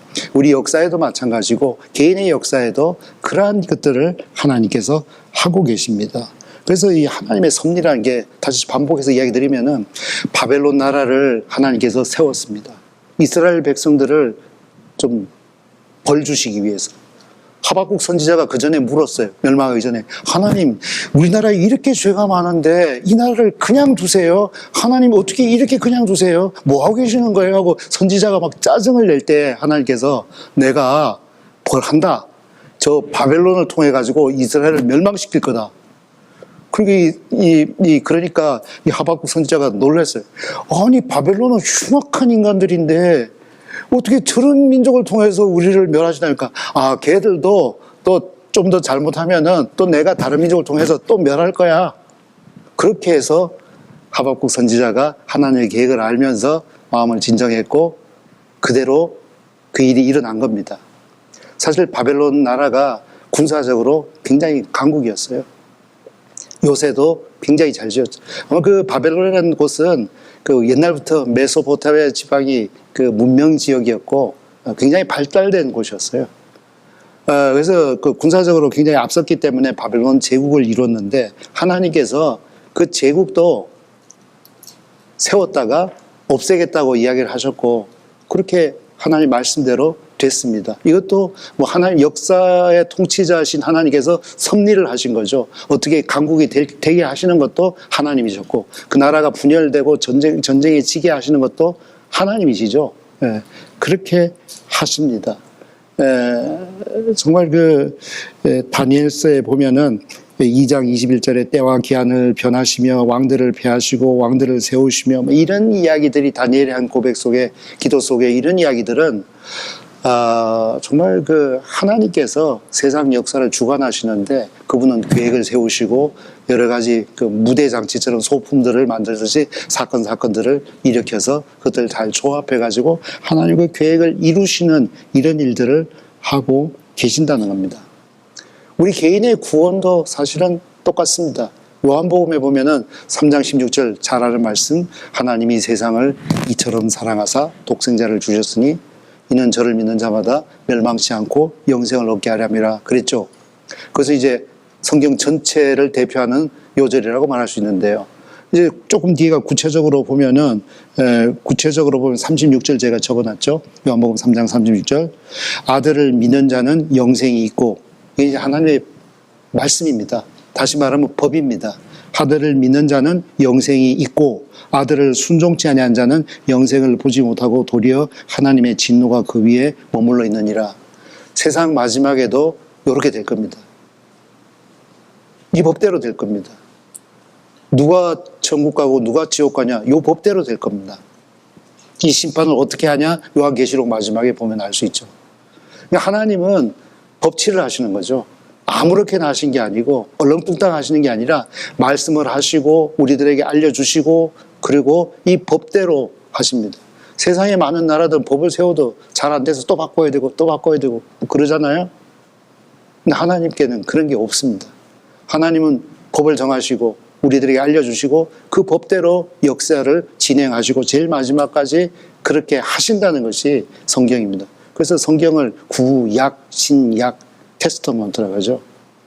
언약, 계약이란 겁니다. 계약은 쌍방간의 약속이잖아요. 하나님께서 우리에게 약속하셨어요. 내가 이렇게 할 거야. 내가 앞으로 이렇게 할 거야. 어떨 때는 네가 이렇게 하면 이렇게 할 거야. 이런 것도 있고, 어떨 때는 일방적으로 내가 너에게 무조건 이렇게 할 거야. 아브라함에게 내가 너를 복의 근원을 만들 거야. 이렇게 하시기도 하고, 어떨 때는 네가 이렇게 하면 이렇게 하고 이렇게 하면 이렇게 할 거야. 이런 조건 있는 약속을 하기도 하시죠. 어쨌든 하나님은 이런 방식으로 세상을 운영을 하시는데, 그래서 이 하나님이 통치하고 섭리하고는 또 상당히 연관이 있습니다. 하나 이야기를 더 드리고 싶은 게, 우리는 세상 처음부터 끝까지를 전부 다 한꺼번에 볼 만한 눈이 사실은 없어서 자주 실망하기도 하고 오해하기도 하잖아요. 오해하기도 하는데 누가 그러더라고. 네 눈에 본 것은 절반도 사실이 아니고 들은 것은 거의 사실이 아니다. 네게 들리는 것은 거의 사실이 아니고 네가 눈으로 보는 것은 거의 절반쯤 사실일 거다.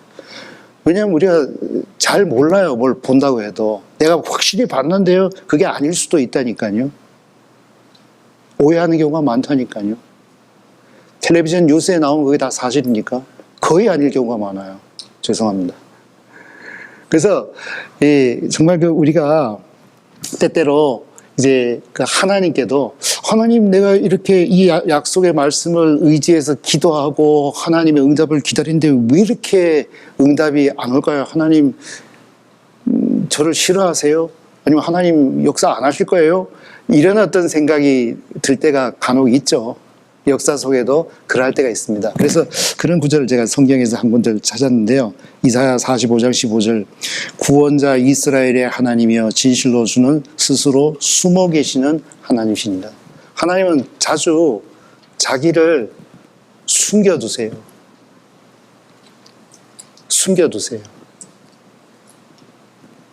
그래서 침묵하시는 것도 하나님의 응답 가운데 하나라는 이야기 들으시죠? 네, 그럴 때가 많습니다.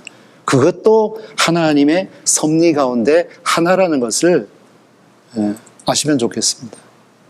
아시면 좋겠습니다.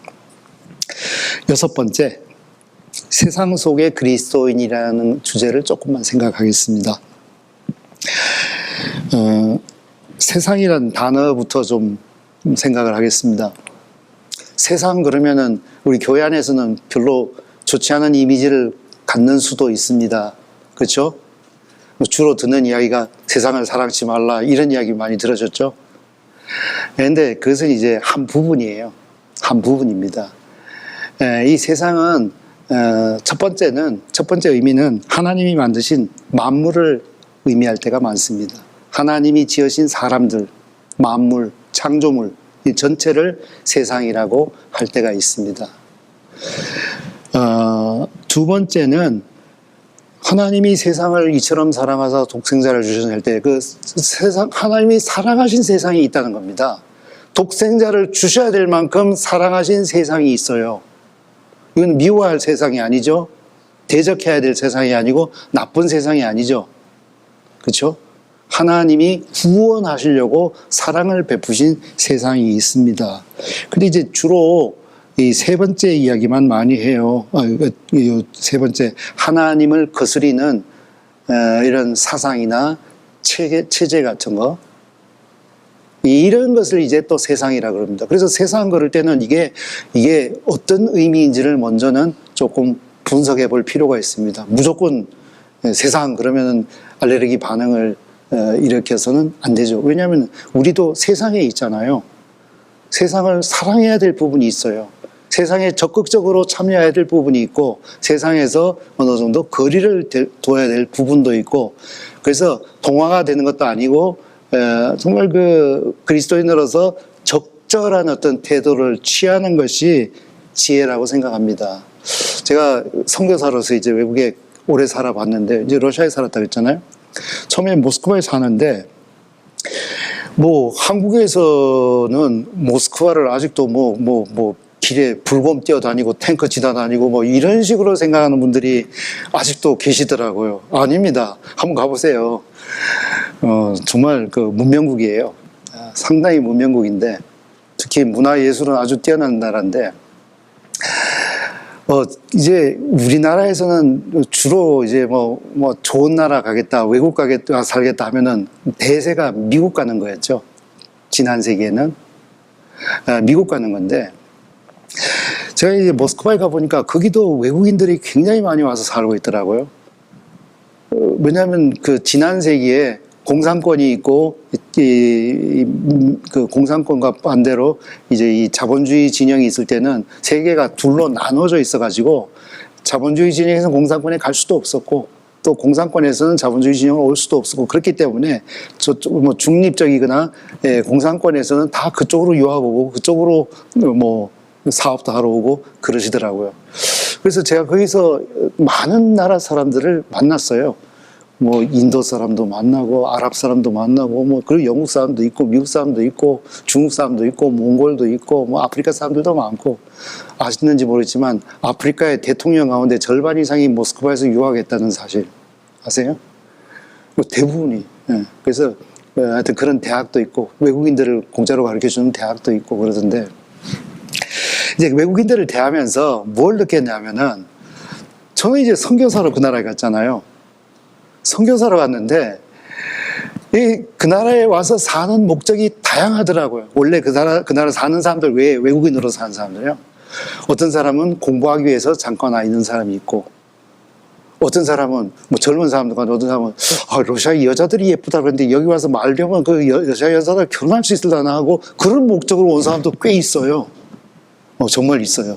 있고 그냥 직장에서 그쪽으로 몇 년 파견을 보내기 때문에 할 수 없이 와 있는데, 그 나라를 굉장히 싫어하면서 이 파견 근무 끝이 나면 하루도 더 있지 않고 바로 본국으로 가야지 하고 혼자 와 있고, 가족들은 한국에 두고 자기 나라에 두고 온 이런 사람도 있고. 그래서 또 특히 이제 중앙아시아 옛날 소련 나라였던 나라들은 자기 나라보다 훨씬 문명국이고 또 잘 사는 나라이기 때문에 돈 벌러도 많이 오죠. 다양한 사람들 보면서 이 사람이 여기 왜 왔을까 하고 질문을 해보면 되게 재밌어요. 재밌는데, 어떤 사람들은 정말 그 러시아에 와서 그 나라의 영주권을 따고 시민권 따고 완전 그 사람처럼 되려고, 그 나라 사람처럼 되려고 애쓰는 사람들이 있어요. 주로 러시아가 자기 나라보다 좋은 나라라고 생각하는 사람들, 자기 나라가 열등하다고 생각. 자기 말 그냥 안 쓰고 그 사람들은 열심히 그 나라 말을 배웁니다. 반대로 조금 자기 나라를 선진국에 생각하고 이 나라를 열등하다고 생각하는 사람은 절대로 말 안 배웁니다. 말 잘 안 배워요. 말 안 배우고 그냥 맨날 그냥 나쁜 소리만 하죠. 길에 쓰레기가 있느니, 담배 피는 사람이 길에 많다느니, 하여튼 그런 사람들이 하는 이야기가 길에 그냥 아직도 곰 뛰어다닌다고 그런 이야기 지어내고 하는데, 어떤 사람들은 상당히 중립적이죠. 아이, 뭐, 내가 사는 데가 내 동네지 뭐. 여기 살면 내 동네고, 또 가면 또 그날 내 동네고. 그래서 그 나라 사람 데리고 굉장히 애를 쓴 사람도 있고, 그 나라 사람 안 데리고 물 안 들려고 굉장히 애를 쓴 사람들도 많고, 저 같은 사람은 어떤 사람이었을 것 같아요? 저는 이것도 아니고 저것도 아니었어요. 저는 어떤 면에서는 여러 가지 그 아까 말했던 그 국가적인 면 있죠. 언어를 익히고 그 나라의 어떤 제도에 수용을 하고 뭐 이런 것은 정말 적극적으로 했어요. 그래서 가자마자 말 배우고 제가 고3처럼 공부를 했으니까 하루에 10몇 시간씩 언어 공부를 했으니까 뭐 하고 뭐 그 사람들 먹는 거 먹고 그 사람들 입는 거 입고 전혀 티 안 나게 그냥 이렇게 다니고 이렇게 하고 아이들도 그렇게 했고 근데 속에 신앙은요. 절대로 이제 그 사람들처럼 되진 않죠. 정말 내가 이 신앙 때문에 사실은 이 모든 것은 외형을 당신들하고 똑같이 되기를 원합니다. 그렇게 산 거예요. 그게 아마 그리스도인다운 것이라겠죠, 그렇죠? 뭐 외국에 가서 우리가 살 수도 있죠. 근데 이제 그러한 어떤 예를 통해서 세상에 우리가 지금 있지 않습니까? 교회도 세상에 있고 또 우리가 속한 국가도 사실은 세상의 일부입니다. 여기에서 특별히 세상에서 어떤 태도를 우리가 취하고 사는 것이 성경적인가, 그리스도인다운가 이런 것을 이제 다니엘서라든지 특히 그 다음에 에스더 성경에서 우리가 좀 생각을 할 수 있으면 좋겠습니다. 애굽에 있었던 요셉은 성공적인 경우였는데 얼떨결에 잡혀갔죠, 그렇죠? 그리고 뭐 하나님의 약속 같은 게 별로 없어서 뭐 어떤 성경적인 기반은 별로 없었을 것 같지만 기본적으로 하나님을 믿는 믿음이 있었기 때문에 그 애굽 사회에서 육체적으로는 완전히 동화되죠. 아마 그 말도 잘하고 그쪽 풍습에 익숙하고 그 나라에 유익을 끼치는 이런 사람이 됐지만 신앙은 끝까지 지키면서 자기 정체성을 유지한 대표적인 사람 아닙니까? 아주 위대한 신앙인이죠. 그래야 되죠. 어떤 사람은 세상에 전혀 섞이지 않는 그리스도인 가운데 그냥 그런 사람이 있어요. 그런 사람이 있어요. 그런 사람은 자기의 영향력도 거의 발휘를 못하죠. 그런 사람은 세상에서 별로 안 좋아합니다. 그래서 그렇다고 해서 세상 사람 좋아하는 대로만 해가지고 완전히 동화되라 절대로 그 말은 또 하는 게 아닙니다. 이게 참 지혜가 아주 필요한 영역이에요. 그렇지 않으면 그냥 적당히 그냥 기회를 따라서 행하기가 참 쉽거든요. 그래서 회사 가면 회사 사람 되고 뭐 친척들 모이면 친척들 모이면 갔다가 주일날 교회 오면 이제 그리스도인이 되는데 이제 그런 약한 그리스도인들은 때때로 직장의 동료들 전부가 다 구원받은 사람이었으면 좋겠어. 거래처도 다 우리 구원받은 사람이었으면 좋겠어. 신앙촌 만들어서 살아야죠. 그건 성경적이지 않다 그 말입니다. 역사적으로도 그 제침례교도들 가운데 일부는 독일에 살다가 미국에 가가지고 자기들끼리 시골에 살면서 자기들끼리 애들 학교 안 보내고 자기들끼리 학교 교육시키고 세상에서 보내는 전기도 안 쓰고 전화도 안 쓰고 자동차도 안 타고 자기들이 농사 짓고 자기들이 옷 만들고 지금 21세기인데 18세기에 조상들이 건너갔을 때와 똑같이 옷 입고 똑같이 외모를 하고 문명의 혜택을 하나도 안 받고 세상에 물드는 거니까 그렇게 사는 집단이 있습니다. 관광지죠. 그게 하나님의 영광을 드러낼까요? 아니면 거꾸로 너 같은 사람들 때문에 내가 하나님 믿고 싶은 마음이 없어서 이런 마음을 일으킬까요? 두 번째겠죠, 그렇죠? 그래서 잘 해야 됩니다. 그래서 우리는 그 세상에서 격리를 해야 되는 게 아니에요. 세상에서 어떤 뭐랄까요? 격리가 아니에요. 격리가 아니고 분별된 삶, 아주 그 지혜로운 삶을 살아야 됩니다. 세상에 있지만 세상에 물들지 않는 사람. 다니엘이 그런 대표적인 사람이었습니다. 이 다니엘이 승승장구한 것은 머리가 좋아서 재치가 있어서 꼭 그것만 아니죠. 세상에 재치 있는 사람, 머리 좋은 사람이 한두 명입니까? 그 사람이 총리들 가운데서 3명 중에서도 으뜸이 되고 장수했던 것은 그에게 많은 특별한 것이 있었습니다. 그래서 시기하는 사람들이 많았죠. 시기한 사람들이 이놈 흠을 잡아가지고 뭐 청문회 같은 데 보내가지고 끌어내려야 되겠다. 예나 지금이나 그런 사람들이 많습니다. 특히 정치권에 그런 사람이 많아요. 그래서 다니엘 뒷조사를 했는데 원래 높은 자리에 있으면 자기가 특별히 나쁜 짓 안 하려고 그래도 청탁이라는 걸 많이 하잖아요. 아이, 그냥 뭐 제가 돈이 좀 생기는데 좋은 데 쓰고 싶은데 당신 갖다 드리는 게 좋은 데 쓸 것 같아요 하고 갖다 주는 사람도 있고, 오! 하면 가버렸어요, 벌써. 그쵸? 사과 한 개짝 갖다 주는데 보니까 돈이고, 하여튼, 받기 싫은데 갖다 주고 누군지도 모르고 이럴 경우도 많겠죠. 그러면서 슬쩍슬쩍 이제 도움을 청하는 이런 사람이 있을 때 참 애매한 경우도 많고 이러는데,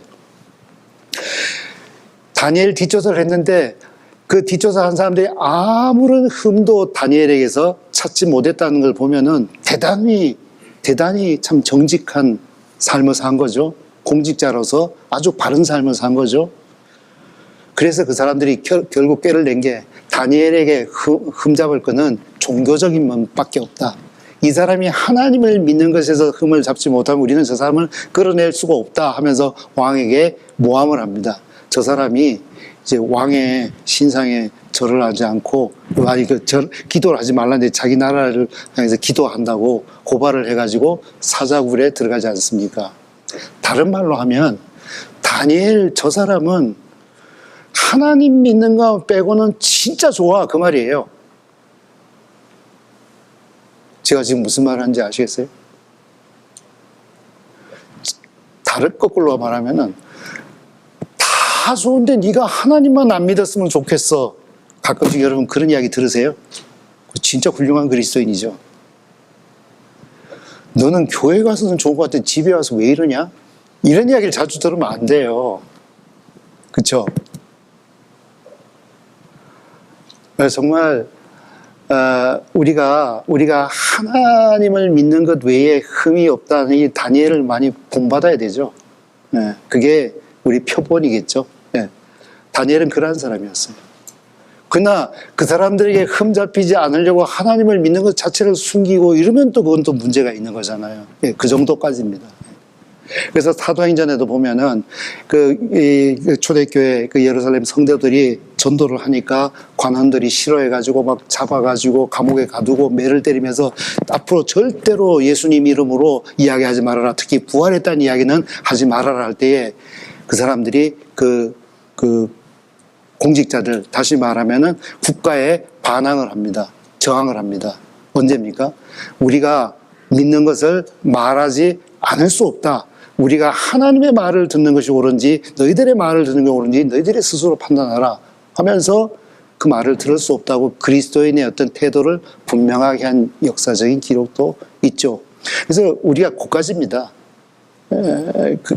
그래서 국가가 우리 교회를 못 모이게 한다든지 아니면은 하나님 외에 다른 신을 섬기라고 이렇게 강요를 한다든지 이럴 때는 그리스도인들이 그 국가에 대해서 저항할 수가 있습니다만은 그런 경우가 아니면은 좀 불편하고 좀 마음에 안 들고 뭐 이런 것들에 대해서는 하나님이 서서히 바꿔 주시기를 기대하면서 기다리면서 이것도 하나님의 큰 통치 안에 있다는 것을 알면서 그리스도인으로서의 위치를 잘 지키는 것이 그것이 성경 전체적으로 우리들에게 가르치는 교훈이라고 이렇게 생각을 합니다.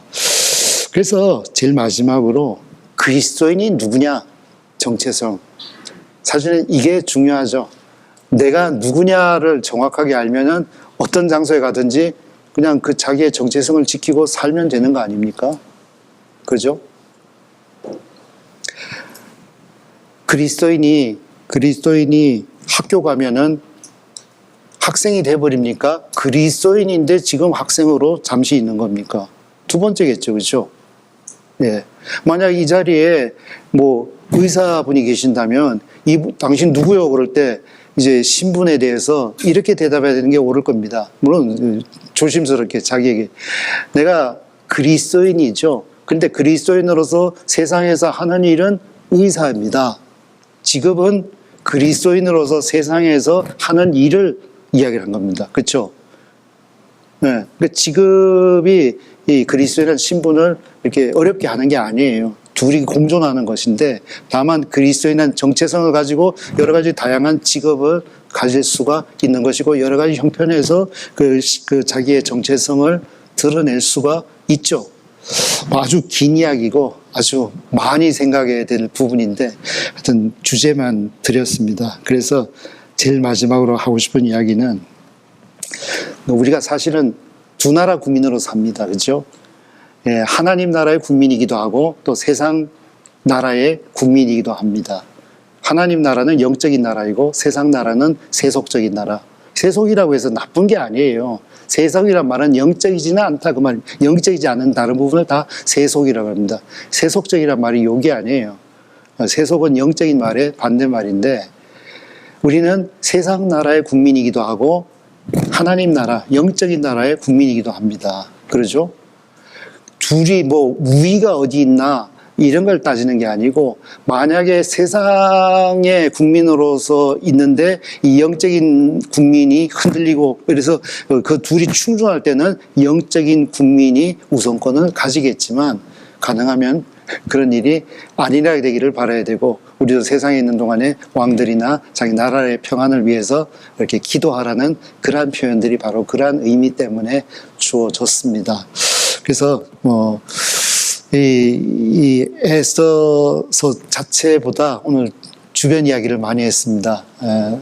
제가 생각한 부분들을, 주제들만 대충 제시를 많이 한 것 같은데요. 좀 집에 가셔서 또 시간이 있으시면 살을 붙여가지고 생각도 하시고 또 옆에 분들하고 교제하시는데 도움이 되시면 참 감사하겠습니다. 기도드리겠습니다. 하나님 아버지, 감사합니다. 우리를 구원하셔서 또 교회의 일원으로 두시고 여전히 세상의 또 일원으로 두셔서 세상 가운데서 하나님의 자녀로서, 그리스도인으로서, 또 세상의 국민으로서 마땅히 하나님의 영광을 위해서 살 수 있게 하신 것을 생각하며 감사합니다. 하나님이 통치하시는 이 세상에서 우리가 그 통치를 면밀하게 다 할 수는 없지만 하나님을 믿습니다. 그래서 결국 하나님의 목적이 이 세상에서 이루어질 것을 기대하면서 그러한 소망을 가지고 그리스도인의 정체성을 가지고 이 세상을 잘 살 수 있도록 우리를 날마다 양육하시고 잘 인도하여 주시기를 다시금 부탁을 드립니다. 이제 내일부터 시작되는 학예 수양회를 도와주시고 많은 사람들이 구원받아서 하나님께 큰 영광을 돌리는 귀한 여름이 되기를 바랍니다. 예수님 이름으로 기도했습니다. 아멘.